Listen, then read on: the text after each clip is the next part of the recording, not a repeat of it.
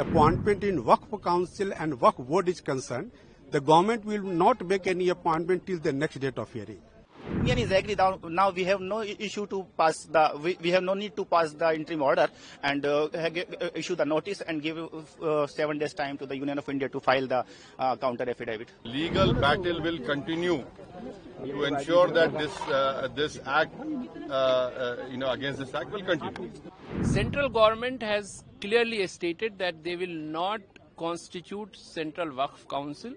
It's been given about a week, 10 days time, and we've been given time to respond to that, and the court has fixed the matter for 5th of May. Today the Honorable Supreme Court, when it resumed its post-lunch proceeding, the Solicitor General of India gave very categorical and specific answer that so far the appointment in Waqf Council and Waqf Board is concerned, the government will not make any appointment till the next date of hearing. The second was regarding the Waqf by user. So the Solicitor General said that those Waqf by user which is registered and gazetted, that will not be denotified till the next date of hearing.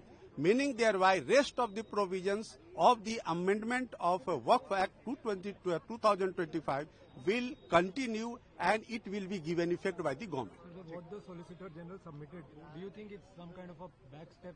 No, not at all, because this is the statement by the government and the government has balanced both the sides, and so that nobody can get prejudice, and the intention of the government has been made very clear through the presentation made by Solicitor General that the government is not against anybody. So they want that the innocent people should not suffer because of the draconian provision which the Waqf Act was having earlier, prior to amendment. So now those draconian provisions have been taken away, and therefore if you remember today, even today the Honorable Chief Justice made very observation that those are very good amendments, and those are amendments are to be worth to be welcomed. So therefore the amendments which has been challenged by the Muslim side, the giving certain very bad focus, now those things have been heard and the Supreme Court has accepted the amendment except these two concerns where the government has given a statement. Today the Supreme Court has passed an order because the Supreme Court has cleared his intention yesterday that he has a problem with the 3 points in the Act. The first thing is that Waqf by user. That should not be Waqf by user. If you will remove the Waqf by user, it will create a huge problem because most of the properties are 200 years ago, 300 years ago were made under Waqf. Second problem was that the inclusion of non-Muslims into the board.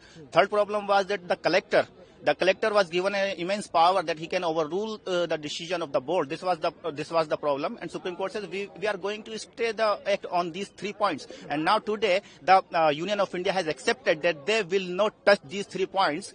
They are ready to accept till the petition is pending before this court, and that is why Supreme Court says if the Union is agreed, now we have no issue to pass we have no need to pass the interim order and issue the notice and give 7 days time to the Union of India to file the counter affidavit. Sir, is there any direction regarding the denotification of the Waqf properties?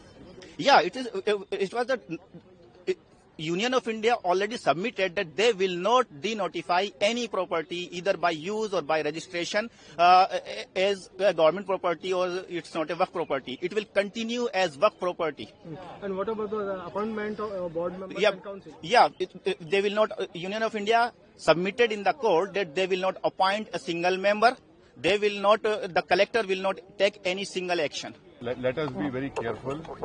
The Honorable Supreme Court, as rightly pointed out by my counsel, Mr. Nizam Pasha, the Supreme Court has said that the Central Waqf Council and the State Waqf Board will not be constituted. Waqf by user cannot be deleted. Now, there are other provisions also which we as a party have come to the Honorable Supreme Court that calling it unconstitutional. Now, whenever it will be heard, our counsel, Mr. Nizam Pasha, on behalf of me, will be arguing it. As you know very well, that during the deliberations of the Joint Working Committee, I have given a Dyson report opposing all the amendments that were proposed by the government. And during the debate in the Parliament on the consideration or passing of that bill, I have opposed each and every amendment. I have called it unconstitutional. I still call this law as unconstitutional.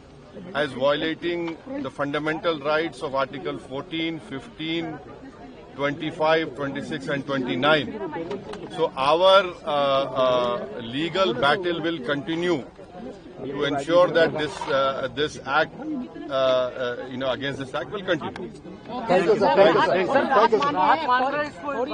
देखिए सवाल देखिए आपको पूरे उस कानून को समझने की जरूरत है. अब 5 साल का मुसलमान प्रैक्टिसिंग रहेगा. 5 साल प्रैक्टिसिंग मुसलमान का तो रहेगा. अब उसको कौन डिसाइड करेगा? अब कोई महिला है उसको कौन डिसाइड करेगा? तो ऐसे कई उसमें जो अमेंडमेंट्स के जरिए लॉ बनाया गया है, हम उसके आज भी मुखालिफत कर रहे हैं और कल भी अपोज करते रहेंगे. और लीगली हम सुप्रीम कोर्ट में चैलेंज किए. हम उसको उन तमाम चीजों को violation of the fundamental rights मानते हैं. Central government has clearly stated that they will not constitute Central Waqf Council and they will not constitute the Waqf boards of the states. So that statement has been recorded by the court, and the matter has been fixed for next hearing on 5th of May. Today the court has considered the matter for the grant of interim relief, and on the concession of the Solicitor General, the court has been pleased to firstly record that there will be no appointment made for the Waqf Council and the Waqf Board. And the reason for this was that it was pointed out to the court yesterday that there are certain other endowment institutions and temples in Sikh Gurudwaras where they have their own right to manage their own affairs, and some of those affairs that are to be managed are of a religious nature. And therefore presence of persons from outside of that religion or outside of their own community was not warranted. And that's something that the court has considered and flagged that as an issue yesterday. So today the Solicitor General has been very gracious in accepting that these are the issues that are to be examined, and he took time from the court to file a response.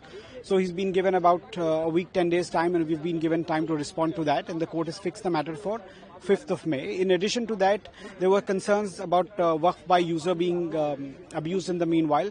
So the court has said that that no actions will be taken against those properties which are Waqf by user, including those which are declared or registered as Waqf properties. So one issue arises during the hearing that this is the act of parliament and it cannot be stayed in totality. What was that some missing by? So there is in law something called a presumption of constitutionality. That is to say that if a law has been passed by parliament, normally the courts will not stay the parliamentary registration on the first day. In our submission, we wanted to argue that the presumption that arises for economic legislations and the presumption that arises for laws affecting personal rights, they stand on a slightly different footing. And that presumption is also not absolute. The court expects that if the parties are able to demonstrate that there is something absolutely ex facie on the face of it, there is something wrong, the court will not be hesitant in staying the legislations or parts of that, offending parts of that. So in this case, as we were able to demonstrate that the participations of non-Muslim in the Waqf board, in the Waqf council, and the possibility of abuse of Waqf by user is something that falls in the grey area and was ex facie probably unconstitutional because it has never been done for any legislation. It was also apparently violative of Article 14 and Article 26, which gives everybody right to manage their own affairs in the matters of religious administration of properties. The court was pleased to grant the stay that it granted today. So how many days time given to the government to file a response?